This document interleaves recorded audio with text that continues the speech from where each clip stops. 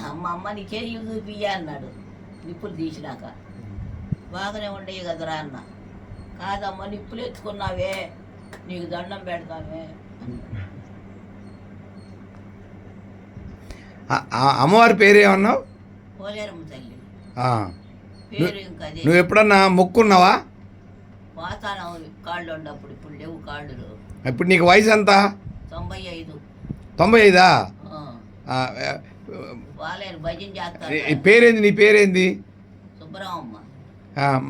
పెదనాన్న పేరేంది? వెంకటేశ్వర్లు. వెంకటేశ్వర్లా? ఇంటి పేరు? నల్లూరు వెంకటేశ్వర్లు. ఎంతమంది పిల్లలు నీకు? నలుగురు. ఇప్పుడు ముగ్గురు ఎప్పుడు ఉంది, వచ్చి చచ్చిపోయాడుగా. ఇంకా పేర్లు చెప్పు. మొదట ఎవరు, తర్వాత ఎవరు పేర్లు చెప్పు. మొదట ఏరమ్మ, కరణం ఏరమ్మ, తర్వాత కమలయ్య, తర్వాత బుచ్చమ్మ, బుచ్చియ్య. నలుగురు.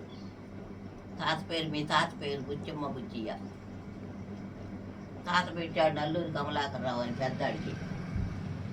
ఆయన భార్య పేరు ఏరమ్మ, మా అత్త పేరు. నాకు పెద్ద కూతురు పెట్టారు ఏరమ్మ అని. అది ఇప్పుడు మా అబ్బాయి పోయింది. అంటే బుచ్చి తాత వాళ్ళ భార్య పేరు? బుచ్చి తాత భార్య పేరు ఏంటి? ఏరమ్మ, నల్లూరు ఏరమ్మ. అదే ఆయమ్మ పేరు. చాలా మంది పెట్టుకున్నారుగా. వాళ్ళ అమ్మ పేరు మా అత్తకు కూడా అదే పేరు పెట్టారుగా. మా మేనత్తకి అన్నదమ్ములు ఇద్దరు పెట్టుకున్నారు. మా నాన్న చెల్లెలు. అన్నదమ్ములు ఇద్దరు. మరి వెంకటేశ్వర్లు ఎవరి పేరు ఇది? మా నాన్న పెట్టుకున్నాడు, మా పెద్ద నాన్న పెట్టుకున్నాడు. చిన్న వెంకటేశ్వర్లు, పెద్ద వెంకటేశ్వర్లు. అదే అంతకుముందు ఎవరికన్నా తాతలకు ఎవరికన్నా ఉందా? వెంకటేశ్వర స్వామి పేరు. అంటే మన ఇంటి ఇలువేలుపు వెంకటేశ్వర స్వామి అనమాట.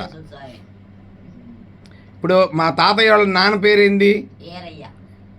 ఆయన భార్య పేరు? ఆయన భార్య పేరు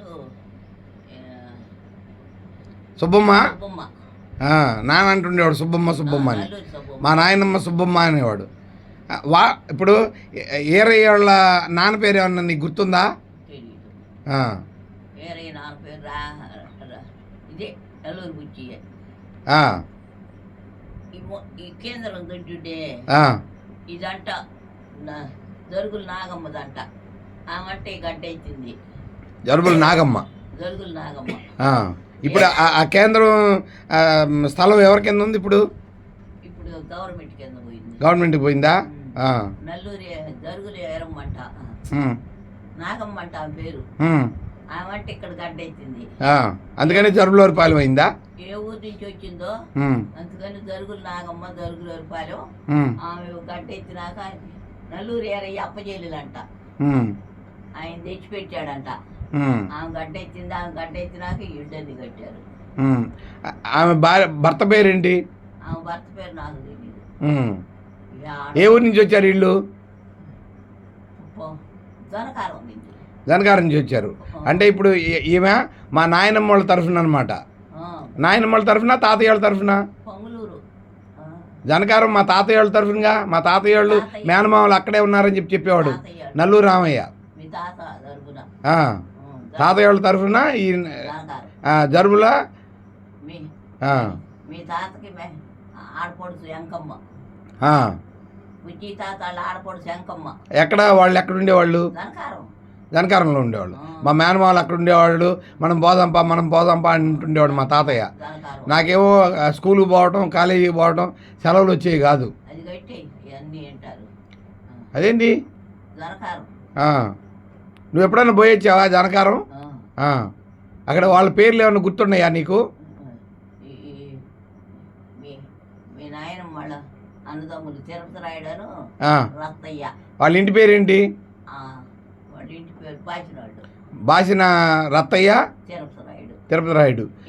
అంటే ఇప్పుడు వాళ్ళ సంతానం జనకారంలో ఉండి ఉంటారుగా. పుట్టింటాడు జరుబోళ్ళు.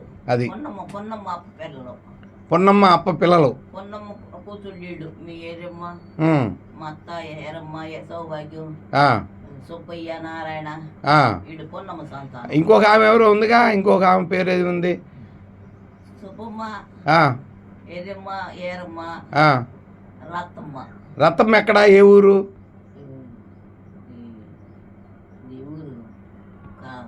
కలవకూర. ఏది ఉప్పలపాడు దగ్గర, అద్దంకి దగ్గర. అద్దంకి దగ్గర. వాళ్ళ సంతానం అక్కడ ఉన్నారా?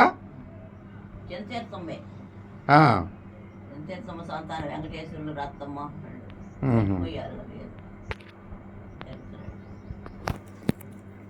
వాళ్ళందరూ మనకి ఎందుకు ఇప్పుడు చెప్పు పోయిన